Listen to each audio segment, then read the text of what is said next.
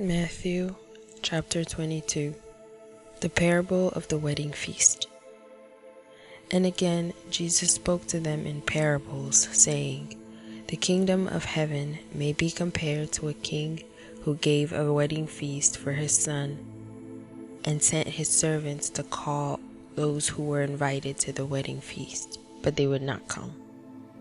Again he sent other servants, saying, Tell those who are invited, See, I have prepared my dinner. My oxen and my fat calves have been slaughtered, and everything is ready. Come to the wedding feast. But they paid no attention and went off, one to his farm, another to his business, while the rest seized his servants, treated them shamefully, and killed them. The king was angry, and he sent his troops and destroyed those murderers and burned their city.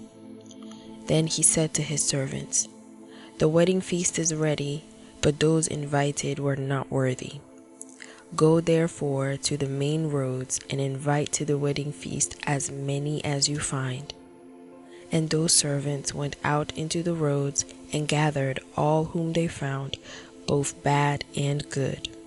So the wedding hall was filled with guests. But when the king came in to look at the guests, he saw there a man who had no wedding garment. And he said to him, Friend, how did you get in here without a wedding garment? And he was speechless. Then the king said to the attendants, Bind him hand and foot and cast him into the outer darkness.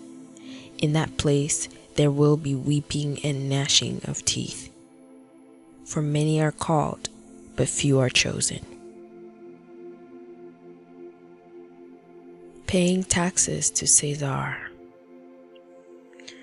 Then the Pharisees went and plotted how to entangle him in his words. And they sent their disciples to him, along with the Herodians, saying, Teacher, we know that you are true and teach the way of God truthfully, and you do not care about anyone's opinion, for you are not swayed by appearances. Tell us then, what do you think? Is it lawful to pay taxes to Caesar or not? But Jesus, aware of their malice, said, Why put me to the test, you hypocrites? Show me the coin for the tax. And they brought him a denarius. And Jesus said to them, Whose likeness and inscription is this? They said, Caesar's. Then he said to them, Therefore render to Caesar the things that are Caesar's, and to God the things that are God's. When they heard it, they marveled, and they left him and went away. Sadducees ask about the resurrection.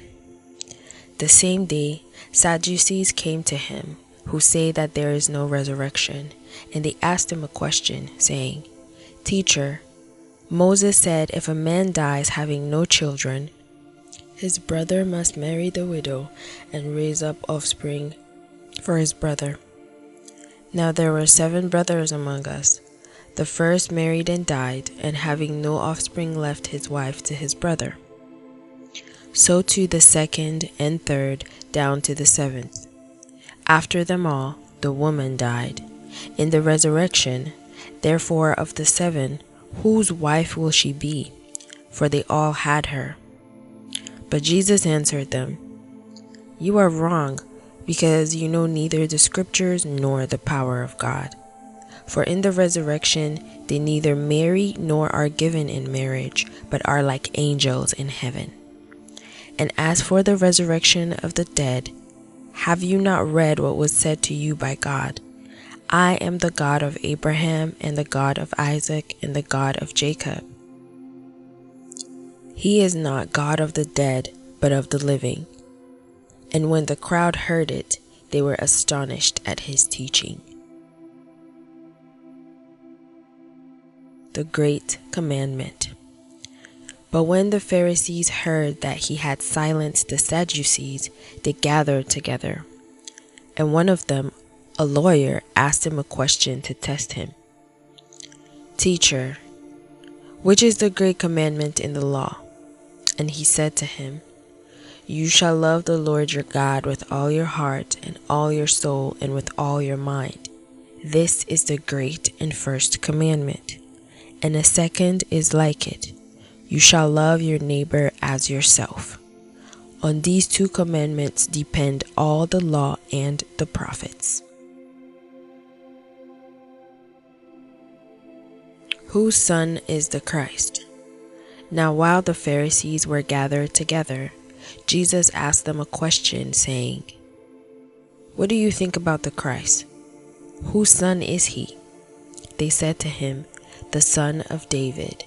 He said to them, "How is it then that David, in the Spirit, calls him Lord, saying, 'The Lord said to my Lord, sit at my right hand until I put your enemies under your feet'? If then David calls him Lord, how is he his son?" And no one was able to answer him a word, nor from that day did anyone dare to ask him any more questions.